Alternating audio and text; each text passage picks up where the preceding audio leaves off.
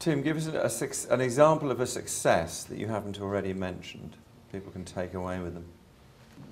I naturally tend to think around Janet and the network, but I'll give you one example, which is a simple one, is the Norman Help Desk. That came out of the Higher Education Funding Council Shared Service Group. Very simple. You know, we have so many help desks. It's a classic place of optimization in any enterprise.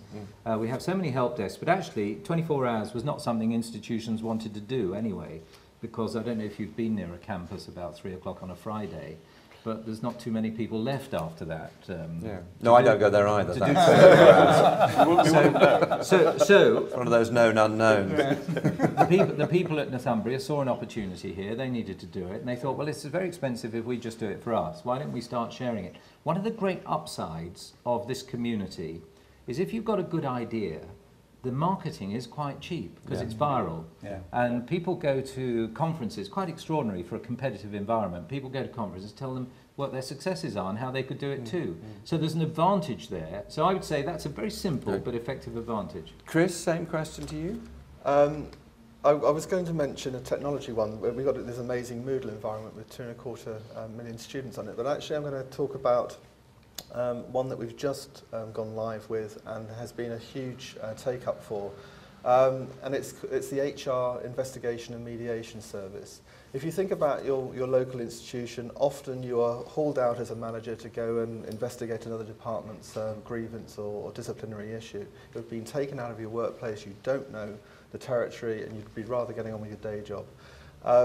We've now sort of built a team of investigators and mediators that they can work across London. It's had huge take-up across all of London. This is not just the University of London.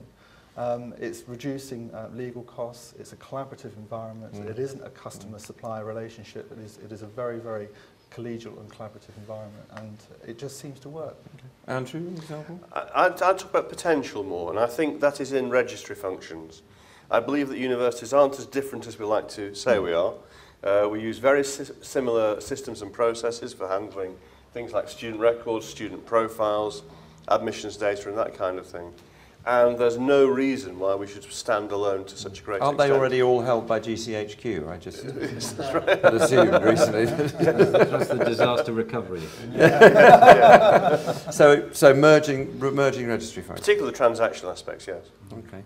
And one final one from you, Steve? Well, let's talk about one that I have just mentioned, which is British University's Film and Video Council, where they take downloaded content for their member institutions, the user institutions, and that enhances the student experience because within lectures can pull that content down without actually embedding it within their lecture notes. And there's video that they can see. There's the service can actually search on keywords within speeches and identify that and get cuts of pieces of content. And it's really exciting that that can happen.